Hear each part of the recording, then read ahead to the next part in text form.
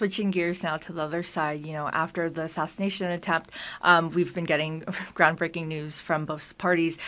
President Biden stepping down from his own campaign. I know you've been a supporter of President Biden and allowing him to make his own decisions on his own timeline. So what do you say to the people calling on President Biden to resign and making the argument that if he's not fit to run, he's no longer fit to serve? I just think they're two very different skills. To run for president requires traversing the country, going from one battleground state to another battleground state. It requires extraordinary physical stamina. I think to be president requires good judgment. And the president has shown that he's done the job. He stood up to Putin in Ukraine. He's helped pass landmark legislation.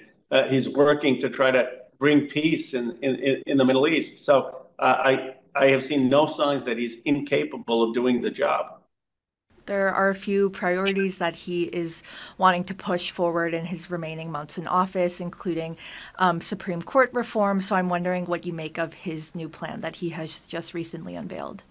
It's common sense. Joe Kennedy and I introduced this bill in 2020 before the Dobbs decision, saying Supreme Court justices should serve 18 years. You shouldn't be on these courts for 40, 50 years. That was not what the founders wanted. You can be a judge for life, but not on the Supreme Court for life.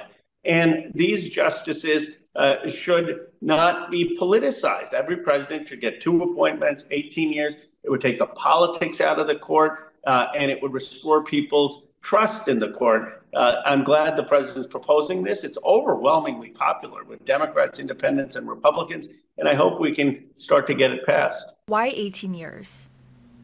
Well, it's convenient with 9 Supreme Court justices. If you're getting every president having 2 appointments a term, the math works out. And then how about his proposal on presidential immunity? What do you make of that as well?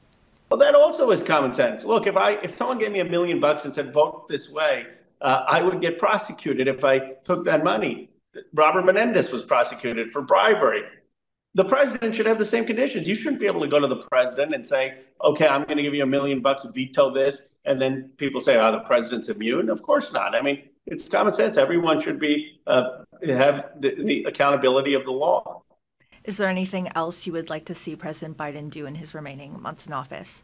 I'd like him to continue to focus on the places that were deindustrialized, to continue to bring smart manufacturing, advanced manufacturing back, to continue to focus on the working class, to say very simply, if you work in America, you shouldn't be poor. You should have a living wage. You should be able to afford a house. You should be able to have a good paying job and pride and dignity. And those values, which he's lived in Scranton, Pennsylvania, and Delaware, I want him to continue to fight for them around this country.